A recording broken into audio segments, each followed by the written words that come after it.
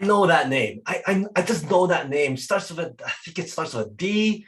Maybe it starts with an M, but I can see that person's face right in front of me. Short, kind of dark haired, and long hair, and wears glasses. Oh, starts with it's just off the tip of my tongue. I just don't something. It sounds like it rhymes with I think Dak or Dion, or it rhymes just starts with a D. Hi, welcome to an episode of Unlocking the Mind Behind Make More Work Less. My name is Fong. I'm an entrepreneur, business strategist, real estate investor, speaker, and also best-selling author. And every single day, I help others unlock the potentials and guide them to succeed. Today on Unlocking Mind, we talk about metacognitive bias, and the reason why I have this show is so that we can better understand how our minds work, make better decisions, build stronger relationships, and of course, avoid certain cognitive traps. So for today's cognitive bias, we're going to be talking about tip of the tongue phenomenon. So how many of you have actually felt that situation that I talked about at the very beginning? You can remember that person's face, you can see that person's face, you just don't remember the name, you just remember it sounds like something, it rhymes with something, you come up with all this stuff and you still can't come up with that name. Well, that happens to me once in a while, and it's just one of those things that happens to everybody. And so what exactly is that? That is a state of which one cannot quite recall a familiar word, but can recall words that are similar in form or in meaning and all this other stuff except for that one word. In fact, I came up so many D names that eventually I just kind of gave up, and then all of a sudden it came back to me. So one of the things is it's something that we can't really control, but we can actually practice.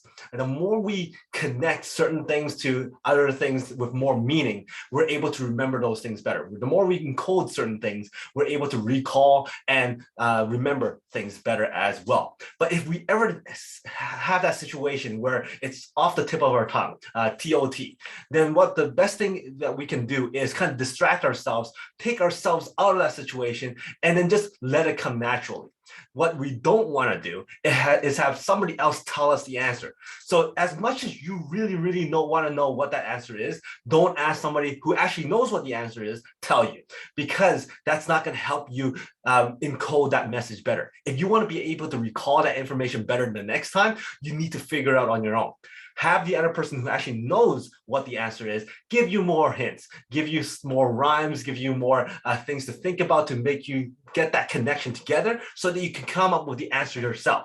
Once you're able to come up with that answer yourself, you encode that message even stronger and you can recall that information in the future much better.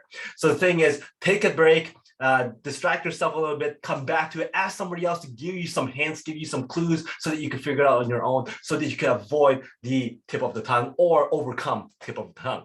Now, why does our brain do that? Well, the thing is, our brains aren't very good at memory. As much as we really want to say that our memory is great, it's not that great. The thing is, the more we encode messages, the more we're able to put meaning to things, the better we are to recall information. But sometimes things are just not needed to be remembered and recalled all the time. So sometimes it just kind of gets forgotten, but we do have some hidden meaning or some small little connections here and there to those items. And what happens is our meaning clusters in our mind starts lighting up when we want to reach that answer. But we can't combine that meaning cluster with the sound cluster, which is the name or the sound of that actual item.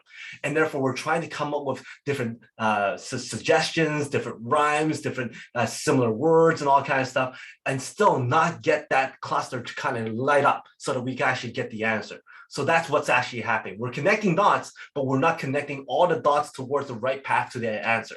So again, in order for us to overcome it, take ourselves out of the box, kind of distract ourselves a little bit, come back to it, or ask somebody else who actually knows the answer not to give us the answer, but to give us some more hints so that we could come up with it on our own. So that is tip of the tongue. Hopefully you enjoyed this episode of Unlocking Mind. And if you did, please go back and watch some of my other episodes on Unlocking Mind. And of course, we have a lot of other shows, the Peak Potential Success Show, the Make More Mind Bites, and the Master Mind Bites. That's up every single week. Thank you very much for your time, your likes, your watching, your subscriptions, your comments. I love seeing those comments. And until next time, today is the day to lock your peak potential. I'll see you later.